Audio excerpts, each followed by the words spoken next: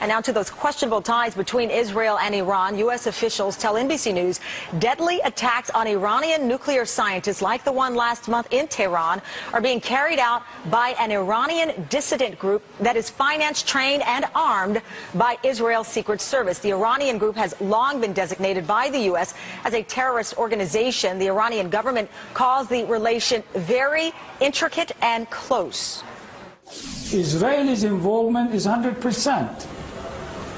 What they are doing with the recruitment and others who place them.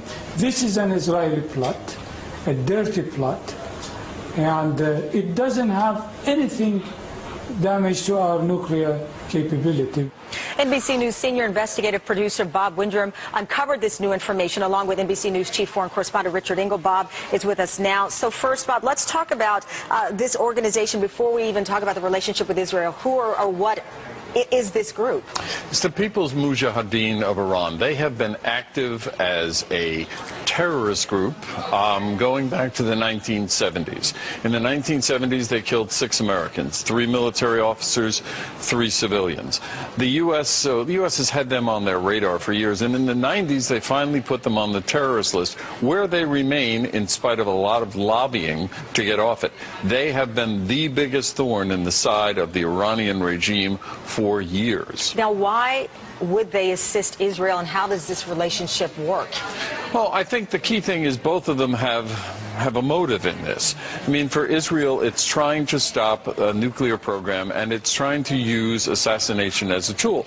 This is something that Israel has done in the past. It is not something that is unfamiliar to them. For the People's Mujahideen, according to the U.S. officials, what we're seeing here is an opportunity for them to combine with Israel's biggest external enemy and attack with impunity at the core of their nuclear program. And again, it shows that the Iranian regime, the Islamic Republic, is not as powerful as it could be seen, because these attacks keep going on. What else are U.S. officials saying about this, and that from reading this report and this information, no one could be happy, perhaps other than Israel, in the fact that at least 5 of these nuclear scientists have been taken out, but you heard the Iranian officials saying their program goes on. The program goes on, but this is obviously having a psychological effect. I think there's no way. But this is not good for anybody.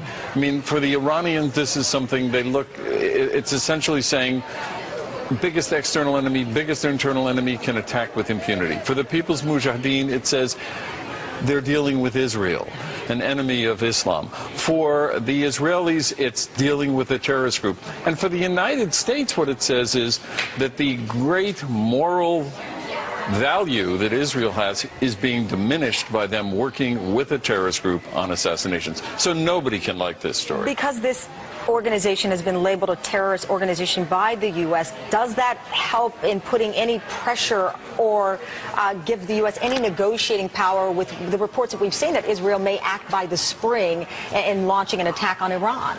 Well, the U.S. has been supporting a number of covert operations against the Iranian nuclear program. That's a given, I think. Right, but not with this group. Right, but not with this group. And the U.S. cannot act with this group. There is a problem with assassinations. It is illegal. There is a problem with dealing with a terrorist group. But certainly, at the end of the day, these covert operations may help convince the Israelis, all of them, all the covert operations, to delay the attacks or not attack at all. All right, Bob Windrum, an explosive report. I know you're going to have more for us. Thank you, Bob. Greatly appreciate it. Thank you.